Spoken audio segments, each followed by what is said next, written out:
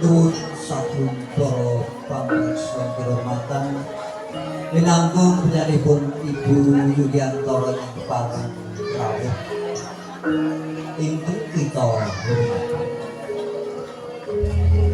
Amaturaken sugeng sugeng pinanggih kaliyan keluarga ketoprak Mataram Mukti Budaya ing Karangasem Gunung Sekayangan. Dalu menika kepareng ngaturaken panglipun ketoprak Mataram kanthi lambang Hyang Sutarji.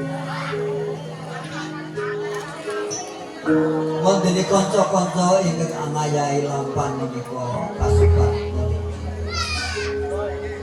Adipati Mahagelu katindakaken dening sedherek Sunyat, Patih Sumambung katindakaken sedherek Tutejo, wonten sedherek Winarsa dalu menika angayahi minangka tumenggung Dirga Yuga. Pangeran Sepuh Wirapati dipun tindakaken dening sedherek Marjo. Wonten sedherek Sugimun dalu menika angayahi minangka Patih Singorang. Tumenggung Tamsiranom katindakaken sedherek kita Basuki. Ratu Sangsang dalu menika dipun ayahi dening sedherek Nana. Wonten Widarba dipun ayahi sedherek Marjuki. Widati dipun tindakaken sedherek Subiyak. Datuk Barul dipun ayahi sedherek Pujono. Nyi Datuk Barul dalu menika kapitadosaken Datuk sedherek Tutik Indrawati. Wonten Ibu Arini dalu menika ngayahi dados Lek Lasih. Wontene Sutajaya dalu menika kapitadosaken dhateng sedherek Sugiman Dwi Nurseto.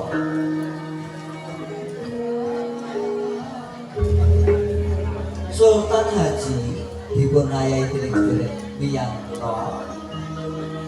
Patih Abunanggar dipun ayahi sedherek Kandiat. Wontene Mbak Purwanti dalu menika ngayahi minangka Retno Panentep. Adipati Jayawinata dalu menika dipun ayahi sedherek Bagong Sutrisno. Wontene Abdi dalu menika dipun ayahi sedherek Sarwiti saha Ibu Asih. Pranata gending Bapak Marno swantening waranggana Ibu Warsining dalam Ibu Ji.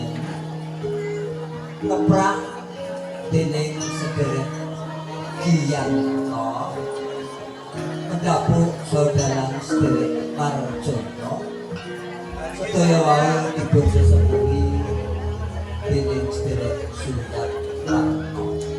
Usana ngaturaken sugeng dalu sugeng amriksani